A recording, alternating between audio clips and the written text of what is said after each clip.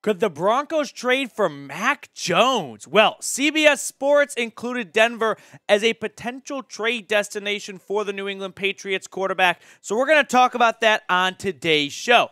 Let's get some more background information on what's going on with Mac Jones. So, the Patriots were rumored to be shopping Mac Jones this offseason, according to reports that came out earlier this week. Now, since that report came out, New England has come out and said they have denied these trade rumors, right? They are not trading Mac Jones. No shit they're going to say this, right? They do not want it to be revealed that they were trying to trade Mac Jones and then could not find a trade partner. So ultimately, Mac Jones comes to training camp pretty pissed off that his team tried to trade him away. Now, is Denver a viable option? We'll talk more about that in just a second. But here's what Cody Benjamin from CBS Sports said. They're tied to Russell Wilson through 2023 and would have to eat lots of money to dump him in 2024. But new coach Sean Payton has already hinted that number 2, Jarrett Stidham, is a candidate for future starting reps. Why wouldn't he unturn every stone as he looks to revive the franchise, especially considering he was admittedly high on Jones as a prospect while coaching the Saints? Statistically, the QB short area efficiency is at least a little reminiscent of Drew Brees. Now, is Cody Benjamin wrong about Denver being somewhat of an option? He included them as number 5 on his list out of 5. No, I don't think anyone is out of bounds for any quarterback take moving forward. With the way Russell Wilson played last year, parlayed with new ownership, new head coach, and a big desire from the fan base to figure out the quarterback position for the first time since Peyton retired, I think all options are somewhat on the table. Is it a dining room table, or is it a little card table or a bedside table? Not to go full Colin Cowherd on you guys, but I don't think this is one of those takes where you stand up here and you go, that's so dumb, that would never happen.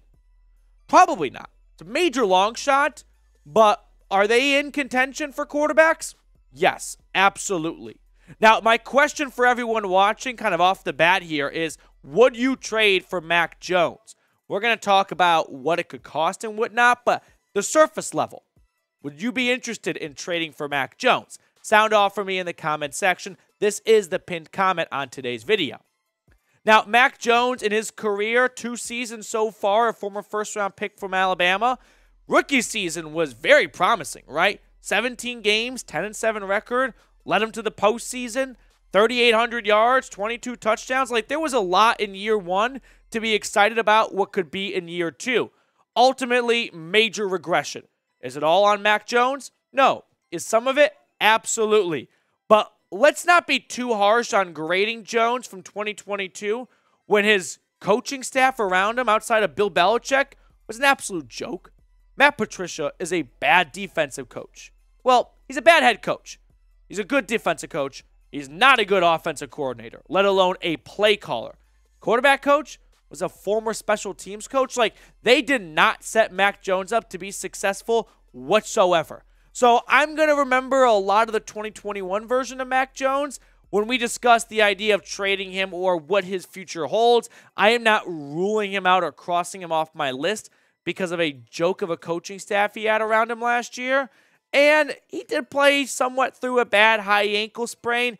He's kind of a baby about it at times. I mean, baby's a strong word because I've never had a high ankle sprain, but I don't know. The guy was crying coming off the field, so not a football guy move. But hey, what about the financial side, right?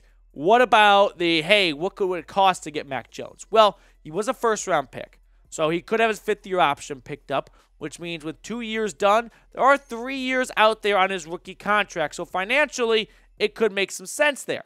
But what about the Russell Wilson side of things, right? How are they going to be able to afford to move on from Russell Wilson if they went after Mac Jones and they wanted to have a changing of the guard in 2024?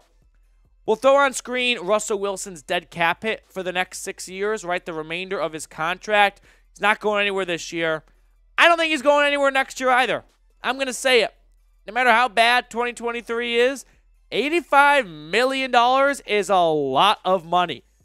To tell ownership, can you please pay someone $85 million to to play against us. That's some Moneyball shit right there, right? So I believe Russ is going to be on this roster in 2024. $80+ million is just too big of a dead cap hit to move on from. Now, maybe Russell Wilson, for example, if Denver, after 2023 says, hey, we're going to draft a quarterback, we're not cutting you because it costs too much. So unless you agree to have your contract torn up and you test free agency so you can find another starting job elsewhere, we're going to keep you on the roster, and you will be the most expensive backup quarterback in the history of the NFL and will remain that way for probably ever. I think that's the only way Russell Wilson is not on this team next year. If he decides, you know what, let's just rip up this contract so I can try and start elsewhere because I'm not starting here anymore. Now, before we get to more analysis on this take here, we have a bit of a, I don't want to say sub-battle, but a surprise attack, right? We're going to blitzkrieg the Chiefs report right now, who picked up 36 subs yesterday, and I want to take it to them. So hit that sub button if you have not already, and let's beat the Chiefs report, and let's get more than 36 subscribers from today's video to stick it to KC. Now, what about trading for Mac Jones, right? Hey, we're talking so much about Mac Jones, the player. We're ignoring the big elephants in the room. Can you even get Mac Jones? He was a first-round pick. If Mac Jones was in this year's draft class, would he be taken in round 1? Right? If it's C.J. Stroud, Bryce Young, Will Levis, Anthony Richardson, and Mac Jones, I'm not saying like Mac Jones coming out of college. I'm saying like present-day Mac Jones got to re-enter the NFL draft.